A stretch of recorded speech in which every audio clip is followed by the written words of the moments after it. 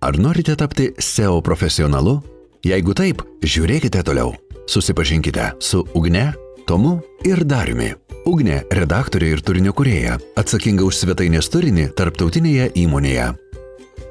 Tomas – verslininkas, turi virtuvės baldų elektroninę parduotuvę. Darius – programuotojas, klientams kuria interneto svetainės. Visi šie žmonės nori tapti puikiais SEO specialistais, todėl rugsėjį dalyvaus paskutiniuose SEO-kursai.lt organizuojamuose mokymuose. SEO-kursai.lt siūlo 45 dienų nuotolinius SEO mokymus. Kursus ves patyręs mokytojas.